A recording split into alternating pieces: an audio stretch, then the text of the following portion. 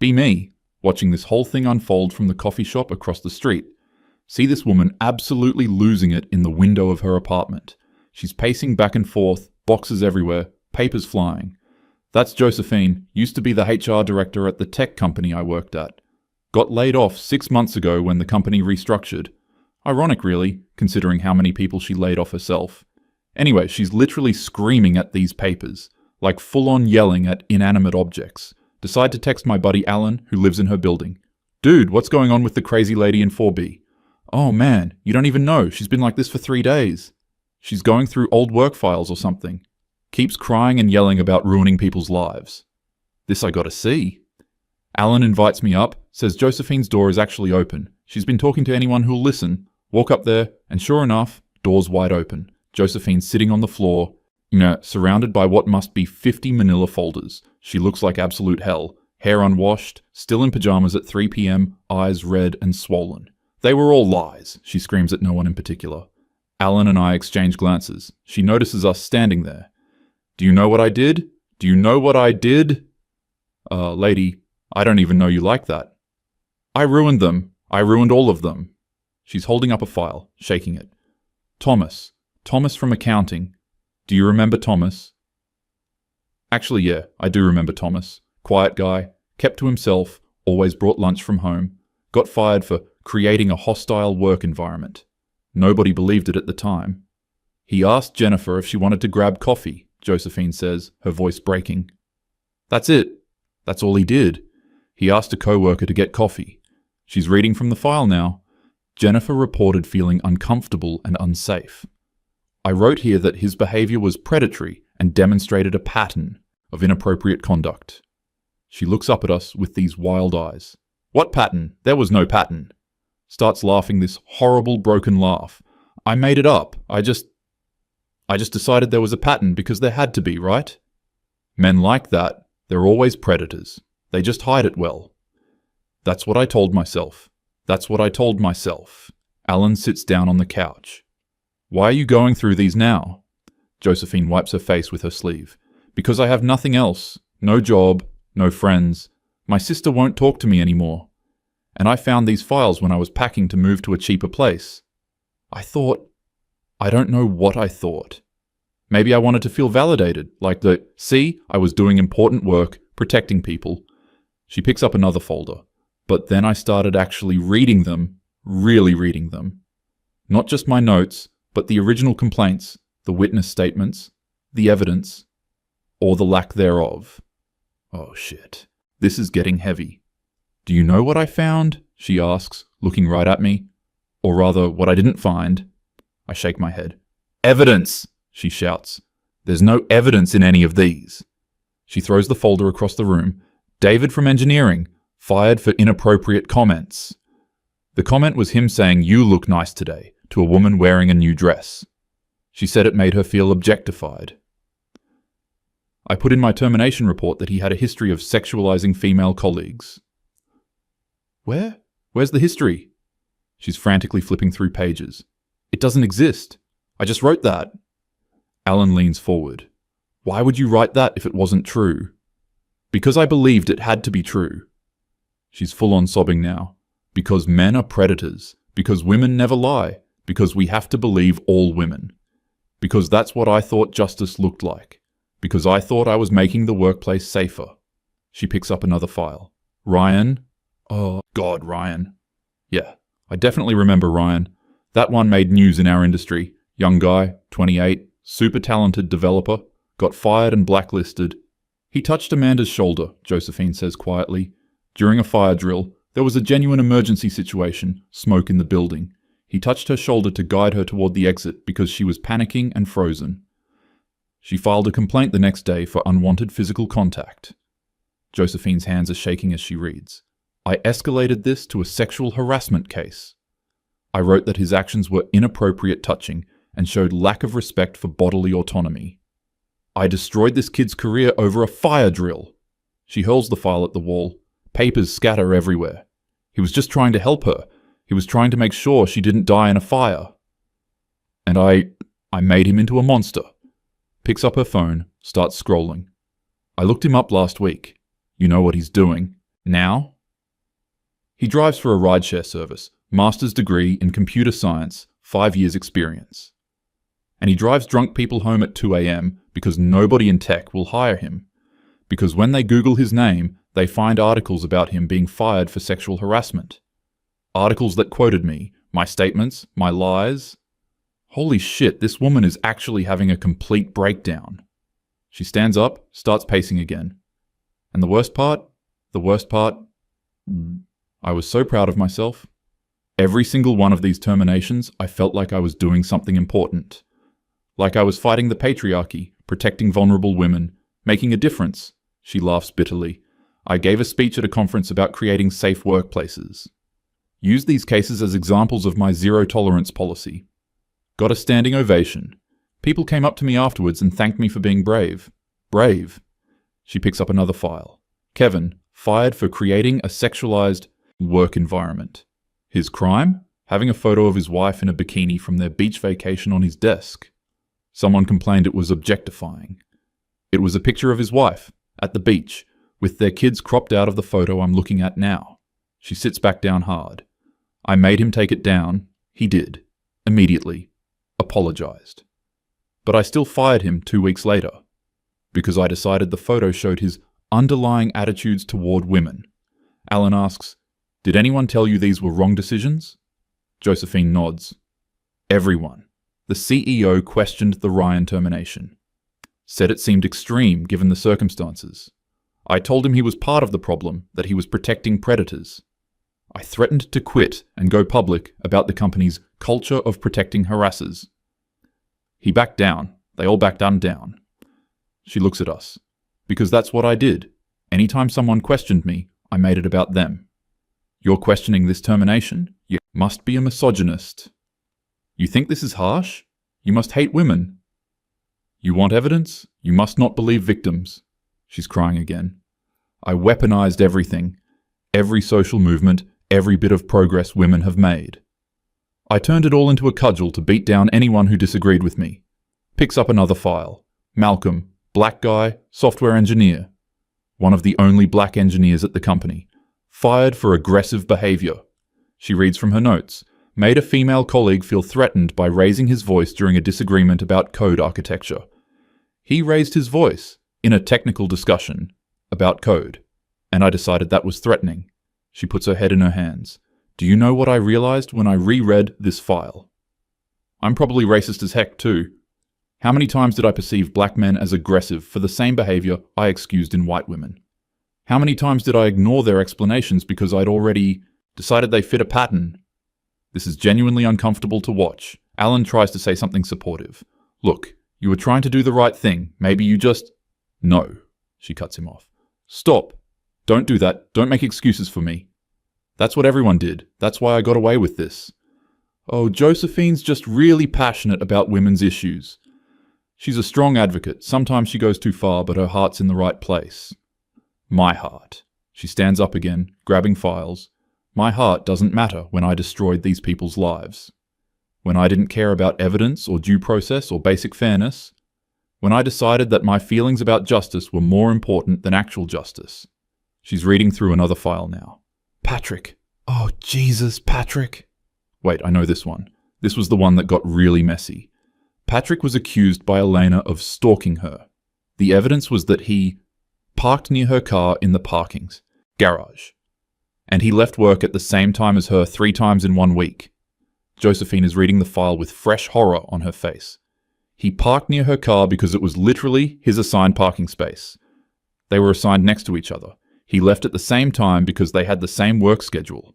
And when he explained this, I put in my notes that his excuses showed lack of accountability. She looks like she might throw up. I interviewed Elena. She said she just had a feeling about him. That he seemed creepy even though he'd never spoken to her. And I decided that was enough. A feeling was enough to destroy this man's career. She's frantically flipping pages. I'm reading the follow-up notes now, after we fired him. Elena admitted to another colleague that she might have overreacted, that she was going through some stuff and feeling paranoid. This is documented right here. She waves the paper at us.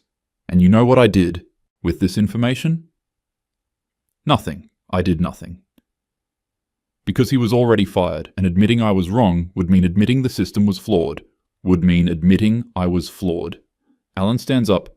Have you thought about reaching out to any of these people? Apologizing? Josephine laughs. Oh, I've thought about it.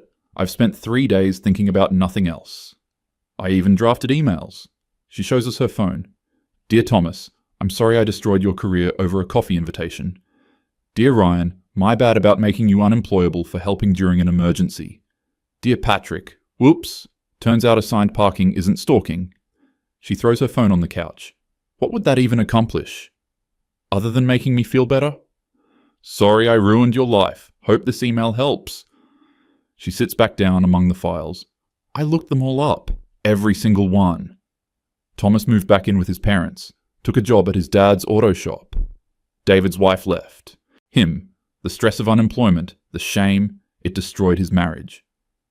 Malcolm left the tech industry entirely. Went back to school to be a teacher.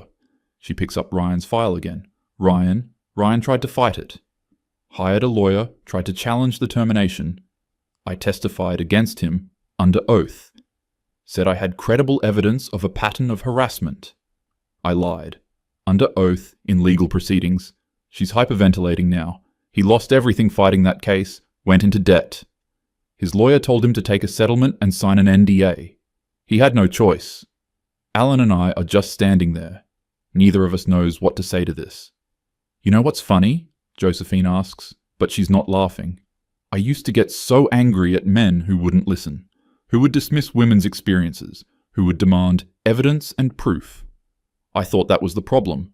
I thought demanding evidence was just another way to silence victims. She looks at the files spread around her. But I didn't want evidence either. I just wanted confirmation of what I already believed.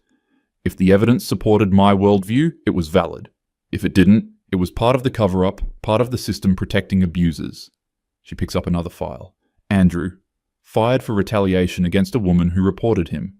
She reported him for making a joke about his own wife. He said, marriage is hard, after someone asked how his weekend was. That was the joke. That was the entire joke. She reported it as demeaning to women. Josephine reads her own notes. I wrote, this comment reflects deeper misogynistic attitudes. When she reported him, he tried to defend himself. Sent an email explaining the context, asking for a meeting. And I decided that was retaliation, that he was intimidating the complainant. So I fired him for the original comment and for trying to defend himself. She closes the file. Do you see the trap I created? Do you see it? Defend yourself? That's retaliation. You're fired. Don't defend yourself. That's admission of guilt. You're fired. There was no way out. I made sure of it. She stands up and walks to the window. I thought I was making the world better. I thought I was protecting women, creating safe spaces, holding men accountable. But all I did was create an environment where accusations were enough. Where explanations were excuses, where context didn't matter. Where I got to play judge, jury, and executioner based on nothing but my own biases. She turns back to us. And you know what the worst part is? The worst part? In all these files, in all these terminations, she's crying hard now. There were actual problems I ignored. Daniel in sales was sleeping with his assistant. Everyone knew she was clearly uncomfortable, but she wouldn't file a formal complaint because she was afraid. I told her there was nothing I could do without a formal complaint. That's what I told her. Nothing I can do without a formal complaint. She laughs bitterly. But with these other cases, I didn't need formal complaints. I didn't need evidence. I didn't need anything. Just someone's feelings or my own interpretation. She picks up more files.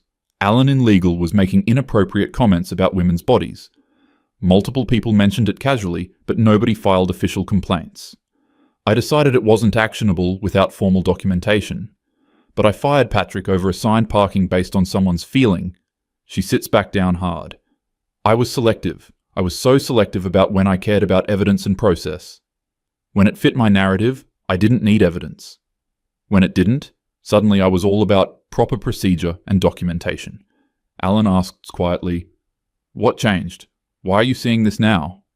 Josephine is quiet for a moment. "I got fired," she laughs. "Well, laid off, technically. Company restructuring." But it was really because I'd become a liability. Too many threats of lawsuits? Too much negative attention? They gave me a severance package and an NDA and sent me on my way. She looks at us. For the first time in 10 years, I had nothing to do. No complaints to investigate, no policies to enforce, no power. Just nothing. She wipes her eyes. I started actually listening to people I'd written off before. Reading articles I would have dismissed as anti-feminist. Talking to my sister, who I'd cut off for being internalized misogyny. She picks up a file. She told me about her husband, my brother-in-law, James. How he was falsely accused of harassment at his job 5 years ago. How it nearly destroyed him, even though the accusation was eventually withdrawn. I'd never asked about it. I just assumed he was guilty, and she was in denial. She's sobbing again. My own family, and I just assumed... She takes a shaky breath. So I came home and I found these files and I thought... I don't know what I thought. Maybe I wanted to prove to myself that I'd been right. That these were bad men who deserved what happened. She looks around at the scattered papers. But they weren't. They weren't bad men. They were just men. Human beings. Flawed and imperfect, but not monsters. And I destroyed them anyway. She picks up Thomas's file again. He asked someone to coffee. That's a fireable offense now. That's harassment. Picks up Ryan's file.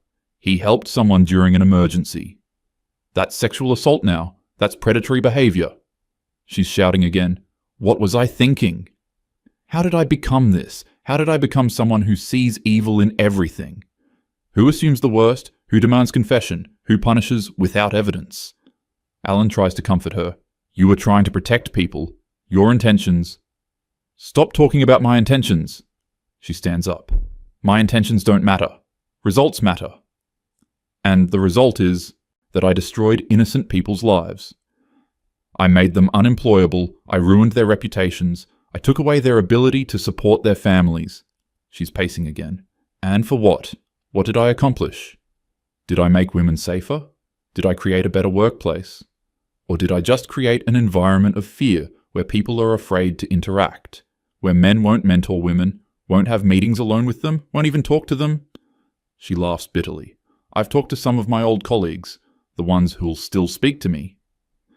You know what's happening now at companies with zero-tolerance policies like mine? Men are terrified. They won't ride elevators alone with women, won't have closed-door meetings. They're hiring fewer women because they're afraid of accusations. She sits back down. I did that. I contributed to that. I made it worse for women by making men afraid of us. By making accusations so powerful that there's no defense, no due process. She picks up another file. Stephen, fired for forwarding a joke email. The joke was a meme about bad office coffee. Someone decided it was workplace inappropriate. I fired him because it showed poor judgment. She reads her notes. Employees who lack judgment in small matters will lack it in larger ones. What does that even mean? It's meaningless corporate speak to justify a decision I'd already made. She looks at us. I'd already decided he needed to go. He was older, made more money, complained sometimes. So when this complaint came in, I saw my opportunity. The joke was just an excuse. She's crying again. How many of these were just excuses? How many times did I use protecting women as cover for other motives? Getting rid of people I didn't like, people who challenged me, people who cost too much. She stands up and starts gathering files. I need to do something. I can't just sit here with this. I have to. I don't know. Try to make this right. Somehow. Alan asks, What are you going to do? Josephine looks at him. I'm going to write to every one of them. Not to make myself feel better. Not to ask for forgiveness. But to tell them the truth. That I was wrong. That they didn't deserve this. That if they want to pursue legal action, I'll cooperate fully. She picks up her laptop. I'm going to document everything. Every false statement I made, every lie I told. Every time I ignored evidence, every time I embellished accusations. Everything. She looks at us with this desperate expression. It won't fix what I did. It won't give them their careers back. But at least it's the truth. At least it's honest. She starts typing. And then I'm going to send it to journalists, lawyers, anyone who'll listen. Because if I did this, others are doing it too. And it has to stop. Alan and I exchange glances. This woman has completely fallen apart, but maybe that's what needed to happen. People need to... No, she says, still typing. They need to know that believe all women became believe all accusations without question. That zero tolerance became zero evidence required. That in trying to fix one injustice, we created another. She stops typing and looks at us. I became what I thought I was fighting. I became someone who didn't care about truth or fairness or justice. Just about power and ideology and being right. She goes back to typing. Thomas deserves to know he didn't do anything wrong. Ryan deserves to clear his name. All of them deserve the truth. She's crying as she types. Even if they hate me, even if they sue me, even if I lose everything. It's what I deserve. It's what I should have done years ago. Alan and I quietly leave. She doesn't even notice us go. Too focused on her laptop, on the files, on her confession. As we're walking out, I hear her scream, "I'm so sorry. I'm so sorry." It echoes through the hallway. A few neighbors poke their heads out. Alan just shakes his head. She's been like this for days, just crying and screaming and going through those files. Think she'll actually send those emails? I don't know, man. Maybe. She seems pretty broken up about it. We go back to his apartment.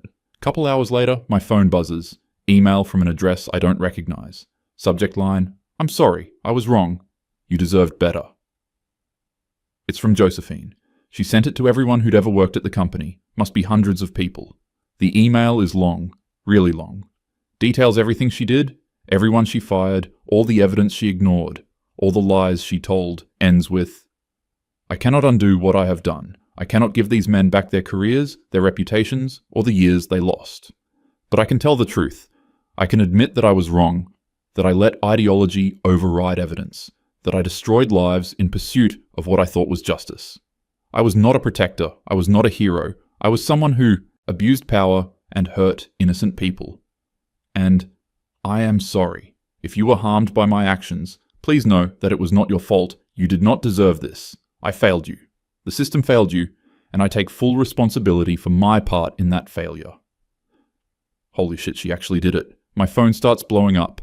Other people forwarding the email, commenting on it. Some people are angry, calling her manipulative. Others think it's brave. Most are just shocked. I look out my window toward her building. Can still see her in the window, surrounded by files, laptop open, still typing, still crying, still trying to fix what can't be fixed. Alan texts me. She's writing individual emails now, personal ones to each person she fired. Jesus Christ. Yeah. Later that night, around 2 a.m., I see her apartment light still on. She's still at it, still going through files, still writing, still destroying herself with guilt. My phone buzzes again. Email from Thomas, one of the guys she fired. He's responding to her public email. I don't know if this makes it better or worse. I lost my career, my confidence, years of my life, because someone asked me to believe that I was a predator for inviting a colleague to coffee. And I started to believe it myself. Started to think maybe I was the problem. Maybe I was creepy and didn't know it. It destroyed me. Your apology doesn't fix that, but at least now I know. I wasn't crazy. I wasn't a monster. Thank you for that, I guess. Even if it's too late. Heck, Josephine emails back within minutes. It is too late, you're right. And I'm sorry. Not the hollow sorry of someone seeking forgiveness, but the sorry of someone who knows they don't deserve it. You weren't crazy. You weren't a monster. You were a casualty of my certainty, my refusal to question my own righteousness. I hope knowing the truth brings you some peace, even if it can't bring back what you lost. This goes on all night. She's responding to every email, every message. No excuses, no justifications, just acknowledgement and apology. By morning, the story's picked up online. Former HR director admits to wrongful terminations. Woman confesses to destroying careers over false accusations. The comments are vicious. Some supporting her honesty, most condemning her, calling for her to be prosecuted, sued, destroyed the way she destroyed others. Around 9 a.m., I see her leave her apartment. She looks like death. Hasn't slept, still in the same clothes, carrying a box of files. Alan texts, "She's going to a lawyer. Wants to see if those guys can sue the company and her personally. She's going to help them build their cases." Is she insane? Maybe, or maybe she's finally sane for the first time in years. A few weeks later, I run into her at a coffee shop. She's lost weight, looks exhausted, but also calmer somehow. Hey, I say. Hey. Awkward silence. I heard about the lawsuits, I say. Yeah, 3 so far. Probably more coming.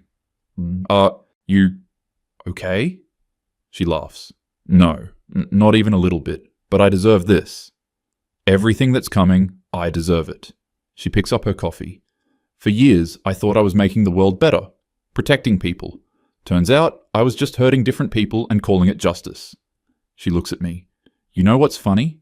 I used to get so angry at people who said we'd gone too far. Who said we needed to slow down, be more careful, think about due process. I thought they were the enemy, protecting the patriarchy. She shakes her head. They were right. We did go too far. I went too far. And good people paid the price for my righteousness. She stands up to leave. Anyway, I'm sure you've got places to be. Josephine, I say. She turns. What you're doing now, admitting it, trying to make it right, that takes guts. She smiles sadly. No, it doesn't. It's the bare minimum. It's what I should have done years ago. Before I destroyed all those lives. She walks out. I sit there, thinking about the whole situation. About how someone can be so certain they're doing good, while actually doing so much harm. About how ideology can blind you to reality. About how easy it is to become the villain while thinking you're the hero. My phone buzzes. Another email from Josephine. This one's public again, sent to news outlets and legal organizations. I am writing to formally retract all testimony I gave in employment termination cases between 2015 and 2023. My statements were influenced by bias rather than evidence.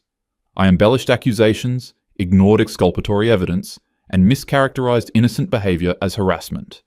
Any legal proceedings based on my testimony should be reopened and reviewed. I am available to provide sworn statements correcting my previous falsehoods. The men I accused deserve justice, real justice, not the performative version I provided. She's actually doing it, completely destroying any credibility she has left, burning every bridge, nuking her entire professional reputation, all to try to fix what she broke. Doesn't make it right, doesn't give those guys their lives back, but it's something. A few months later, I hear she's working at a warehouse. Entry-level, minimum wage. Her professional career is over. No one in HR will touch her. She's been named in 6 lawsuits so far, probably going to lose everything. But apparently she shows up every day. Does her work? Doesn't complain. Someone asked her how she ended up there.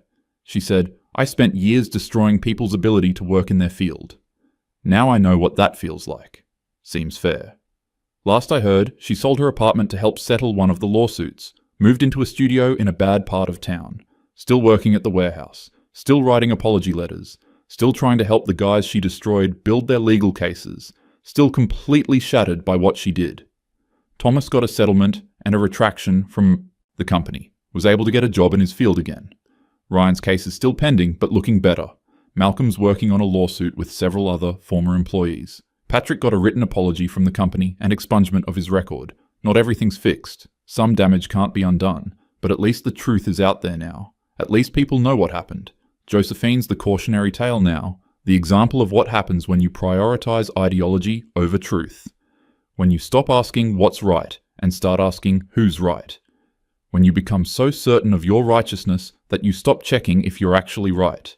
She destroyed herself trying to make it right. Probably still won't be enough. Probably can't ever be enough. But she's trying, and maybe that's all she can do now. Live with what she did and try to be better going forward, even if it's too late. Even if she can never fix what she broke.